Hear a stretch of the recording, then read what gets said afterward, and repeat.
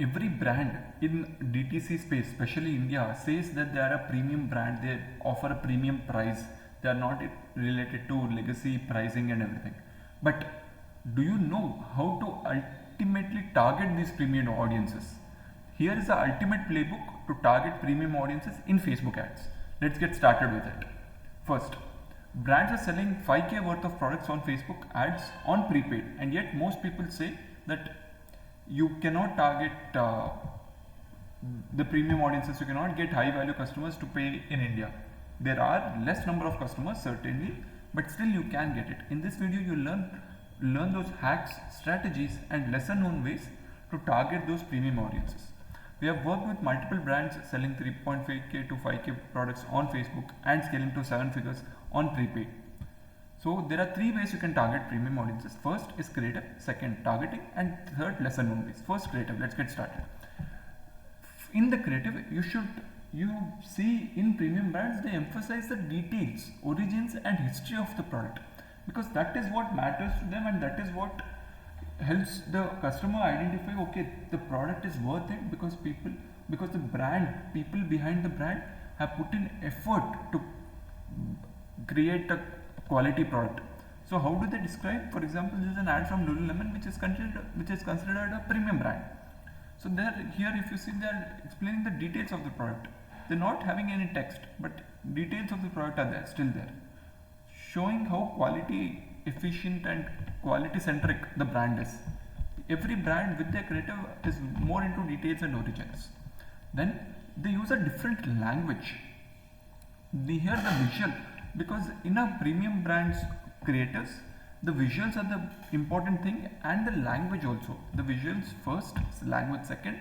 The language they use is very different and words that very resonate with the frequency with their premium audiences. It does not resonate with everyone. It's not for mass market and everything. It resonates with the audience who uses such language. For example, this Lululemon, they know that their audiences are more into yoga and stuff like that. So that's the season. So they are using a language like that. That is how the creative needs to be centered around the language what your audience uses, which you are catering to. Your ideal audience, not the audience present. Your ideal audience uses. Third, mark your audience. This is the most important. Every brand, be it luxury or premium, is marking their audience so as to show the audience that if they are part of the brand, then they are identified differently in the society and their status is increased and elevated from it. For example, this is once again Lululemon's ad, mark your audience. It's giving the softness this Valentine's Day. More than the text, it's the creative and it's the people who have been shown in the ad that matters more here. They are marking that these people are part of Lululemon. So they are trying to attract these kind of folks who are young couples. So that is how you create an aspiration for the brand, by marking the audience in the creative. Next, give them identity. Here once again, they are showing what kind of audiences use this brand in the creative. That is what is attracting others also who aspire to be like this and who have a think of aspiration in their desired goals. What you have to attract the audience via the goals they have in mind when you are marketing a premium product, because that is what you are selling them to, an aspiration to be beyond what they are and be different than the society. Next, focus on the visual. This is important part. Here if you see, the deep color psychology is also mentioned here, which I will be talking about in a moment. Here, a little sweet, a little spicy. The visual is very eye-catching and centric. It is drawing all the attention to the product itself. That is how the visual should be. All the attention should be product, not the person wearing it or something. You should be drawing every attention to the product, and product is exaggerated. If you see this, actually the honey is very small and very small. You can honey user. But here it's exaggerated to show that the premiumness. When you exaggerate, it becomes much more than lifelike. It becomes larger than life, and hence people consider it premium. That's how with creatives you can. Next, use deep color psychology. Once again here, the same creative. Here color psychology is use deep colors. For example, when you use deep purple, it symbolizes luxury, and deep colors usually tend to symbolize luxury. Here, deep orange or deep red, whatever you can call it, is actually symbolizing luxury. It's a premium feel. It's not any other uh, product like that. Next, mention the price. This is one clear demarcation where you can make. If you mention the price upfront in an ad, people will exactly know is it for me or not. If people are into buying 1,000 rupee fan, they'll never look at go to consider a product worth 3,000 if they know the price in the ad itself. Even if you look at the comments in your ad, if you're not mentioned the price and if you have showed that this is a premium product, people tend to ask PP, which means price please, in the comment section. Please look it up, you will find it actually true. We have seen with multiple brands like this, price please, price please. So if you can mention price upfront, it automatically segments the audience clearly because the price is mentioned. Next, with targeting, how can you? You can target by brands, credit cards, destinations. So brands, you can target brands which are into premium category.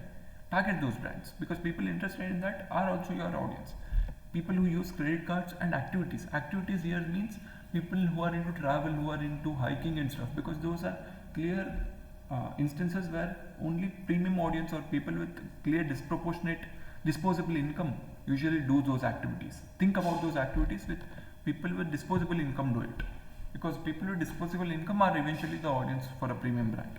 Then the destinations, here it's more related to travel. Do they travel abroad? So those kind of audiences. Then it's about job titles. For example, they are in a managing director role or in a CEO role, like that. Then investment interest, because if you don't have disposable income, how will you think about investment? So if they are thinking about investment, which means they have a disposable income. Then target people more popular in elite brands. So target people, for example, you can target if you're selling a luxury apparel or premium apparel, you can target Manish Malhotra or Sabyasachi. It's like people like that who are more popular in the elite premium class of audience. Then target events, for example, World Economic Forum, which is targeting elite people, or publications or magazines which these elite people read.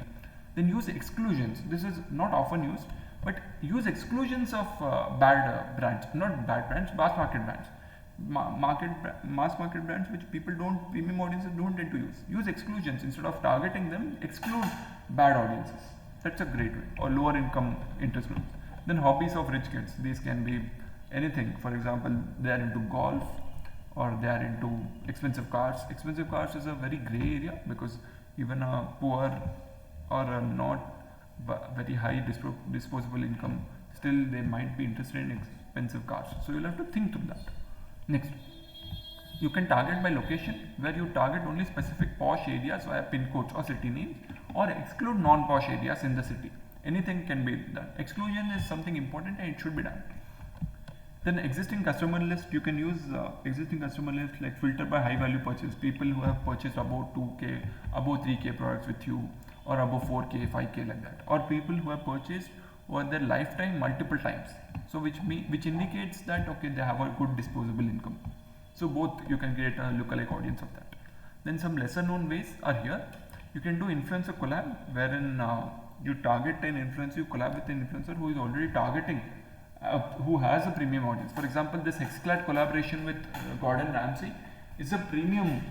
Gordon Ramsay is considered a premium chef. In essence, targeting them and collaborating with them automatically promotes the brand into a premium audience. Next, co-sponsorship opportunities. These are related to events you can co-sponsor, so that those event registration can be used as a lookalike audience and custom audiences to target them via Facebook later. This co-sponsorship is more of offline activity. Then track high value in-store purchases. These are related to purchase. If you have a store, you can target them, whoever has purchased from you again and again via Facebook, via online. So the sum up is, show audience you want to attract. Whatever audience you want to attract, show them in your ad. Then halo effect. Use people who have already created a scope of influencer with this influence with these premium audiences.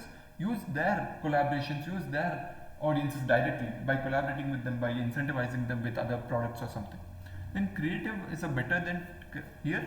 Creative is a better targeting than by targeting by interest or something, because it will always reap you better rewards when you target by creative. It will be scalable also much more if you target by creative rather than targeting like interest groups and stuff.